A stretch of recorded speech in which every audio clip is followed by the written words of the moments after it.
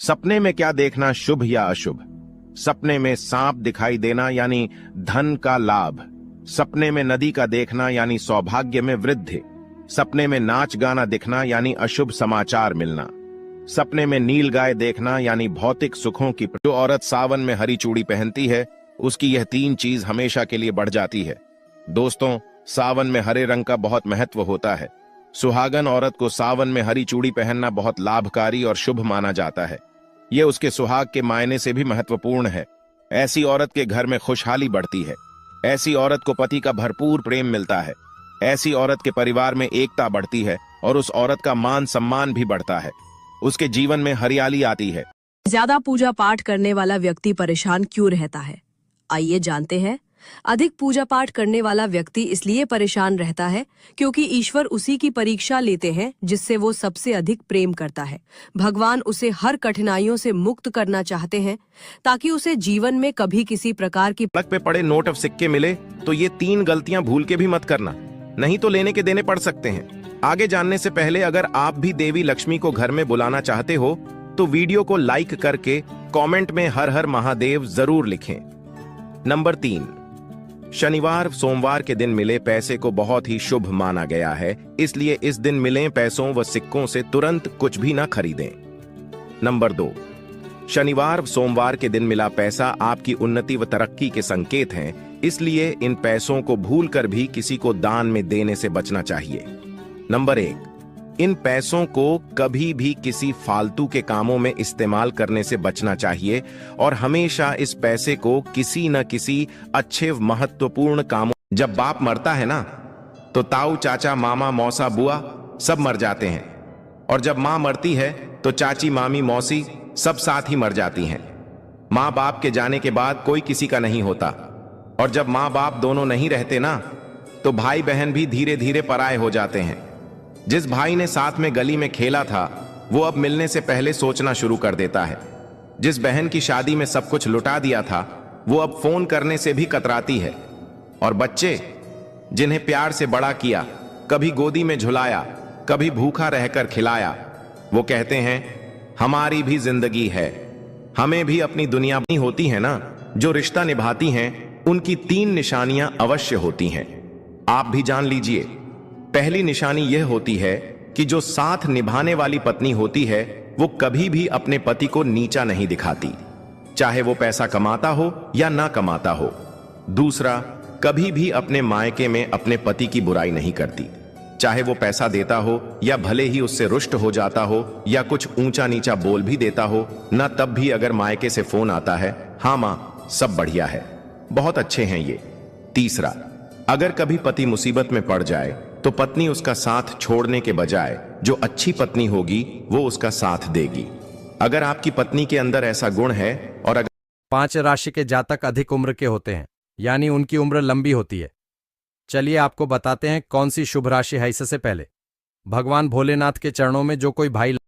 वृषभ राशि 30 अगस्त 2025 का दिन कैसा रहेगा, आइए जानते हैं। लेकिन उससे पहले चैनल को सब्सक्राइब करें, वीडियो को लाइक और शेयर करें और कमेंट बॉक्स में जय शनिदेव जरूर लिखें।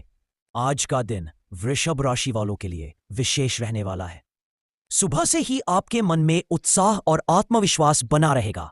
कार्यक्षेत्र में आपको नई जिम्मेदारियां मिल सकती हैं और मेहनत का फल भी मिलेगा। व्यापार करने वालों को अचानक लाभ। मेष राशि वालों से गलती से भी पंगा मत लेना, क्योंकि गुस्से में ये सबसे पहले क्या करते हैं सुनकर हैरान रह जाओगे। मेष राशि वालों का गुस्सा अचानक ज्वालामुखी की तरह फूटता है। सबसे पहले ये चुप नहीं रहते, सीधे बोल देते हैं जो दिल में होता है। अगर किसी ने इन्हें बार बार परेशान किया तो ये पल भर में रिश्ता तोड़ने से भी पीछे नहीं हटते। लेकिन खास बात यह है कि इनका गुस्सा लंबा नहीं चलता। जितनी तेजी से ये भड़कते हैं उतनी ही तेजी से शांत भी हो जाते हैं, मगर उस पल में इनकी बातें तकिए के नीचे रखने से क्या होता है, इसे जानने से पहले महादेव के सच्चे भक्त वीडियो को लाइक सब्सक्राइब करके कमेंट में हर हर महादेव जरूर लिखे। तो आइए जानते हैं। तकिए के नीचे लौंग रखने से तनाव दूर रहता है।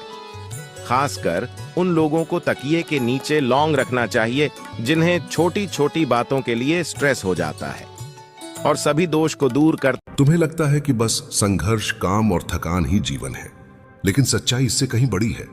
तुम्हारे चारों ओर ऐसी शक्तियां काम कर रही हैं जिनके बारे में तुमने कभी सोचा भी नहीं। कुछ लोग हैं जो तुम्हारे विरुद्ध योजनाएं बना रहे हैं। कुछ चेहरे मुस्कुराते हैं सामने, लेकिन पीठ पीछे तुम्हें गिराने का षड्यंत्र रचते हैं। तुम्हें यह सब सामान्य दिखता है, लेकिन अब वो समय आ गया है जब तुम्हारी आंखें खुलेंगी। मैं तुम्हें कहता हूं, खुद को तैयार करो। जब तुम सच जानोगे, तुम्हारे रगों में दौड़ता खून आग बन जाएगा। तुम्हारे भीतर का शेर गरज उठेगा। तुम्हारी आत्मा उठ खड़ी होगी और तुम कहोगे, अब और नहीं, अब मैं इस अन्याय को सहन नहीं करूंगा। वो तुमने अपने जीवन में बहुत सहा है। अपनों का धोखा, परायों की साजिश, वक्त की मार, गरीबी की चोट। तुम हर बार चुप रहे, यह सोचकर कि शायद कल अच्छा होगा। लेकिन मैंने देखा है तुम्हारे भीतर कितना धैर्य है, कितनी सहन शक्ति है। अब जान लो। रसोई घर में यह 3 चीज बार बार गिरती है तो तुरंत सावधान हो जाना चाहिए। शुरू हो जाता है बुरा समय। शास्त्रों के अनुसार रसोई घर में इन 3 चीजों का बार बार गिरना बेहद अशुभ माना जाता है। वैसे तो रसोई में कुछ न कुछ गिरता ही रहता है, लेकिन ये 3 चीज अगर बार बार गिरती है तो इसका घर में बुरा प्रभाव पड़ता है। चलिए जानते हैं। इससे पहले, हे माता रानी, जो भी कोई कमेंट में आपका नाम लिखे और वीडियो को लाइक, शेयर और सब्सक्राइब करे, उसके घर सुख, समृद्धि और अपार खुशियां भर देना। नंबर 1, घर की रसोई में दूध का गिरना आम बात होती है, लेकिन इसका बार बार गिरना अशुभ संकेत देता है। घर में कुछ अनहोनी हो सकती है। नंबर 2, शास्त्रों के अनुसार नमक चंद्रमा और शुक्र ग्रह का प्रतिनिधित्व करता है। ऐसे में नमक का बार बार गिरना बहुत ही अशुभ माना जाता है। नंबर 3, अगर रसोई में सरसों का तेल 8 लोगों के पैर भूल कर भी मत छूना, वरना अनजाने में ही आपसे बहुत बड़ा पाप हो जाएगा। नंबर 1, दामाद को ससुर के पैर नहीं छूने चाहिए। जब से महादेव जी ने दक्ष का शीर्ष काटा, तभी से दामाद ससुर के पैर ना छुए, यही नियम है। नंबर 2, भांजे को मामा के पैर नहीं छूने चाहिए। जब से कान्हा जी ने कंस का उद्धार किया, तभी से ये नियम है। नंबर 3, कुंवारी कन्या देवी स्वरूप होती है, उनसे भी पैर न छुआए।